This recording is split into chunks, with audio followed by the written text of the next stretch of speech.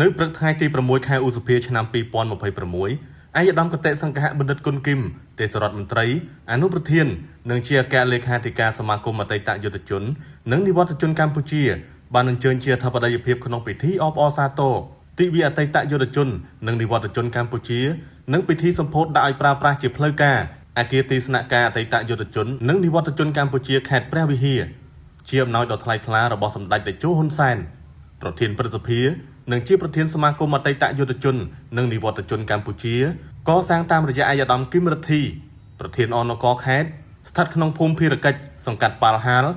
ក្រុងព្រះវិហារពិធីនេះមានការអញ្ជើញចូលរួមពីអាយដាមគឹមរិទ្ធីអភិបាលនៃគណៈអភិបាលខេត្តនិងជាប្រធានអនគរខេត្តថ្នាក់ដឹកនាំគណៈកម្មាធិការសមាគមខេត្តប្រធានមន្ត្រីអង្គភាពជុំវិញខេត្តកងកម្លាំងប្រដាប់អាវុធនិងបងប្អូនអតីតយុទ្ធជននិងនិវត្តជនសរុបចំនួន350នាក់ក្នុងរបាយការណ៍ស្វាគមន៍របស់អាយដាមគឹមរិទ្ធីអភិបាលខេត្តនិងជាប្រធានអនគរខេត្តបានឲ្យដឹងថា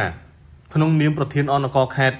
នឹងរៀបចំឲ្យមានក្រុមការងារប្រចាំការដើម្បីចែកតួនាទីនិងភារកិច្ចរបស់មន្ត្រី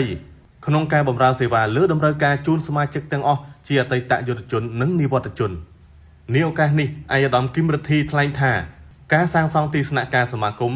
ធ្វើឡើងនៅក្នុងគោលបំណងជួយសម្របសម្រួលនិងផ្ដល់សេវាព្រមទាំងដោះស្រាយបញ្ហាប្រឈមទាំងឡាយ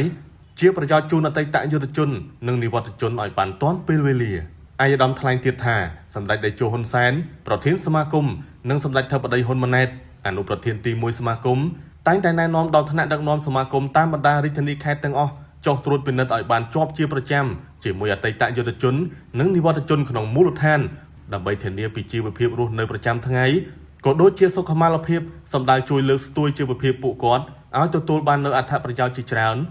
និងជីវភាពរស់នៅកាន់តែល្អប្រសើរឡើង។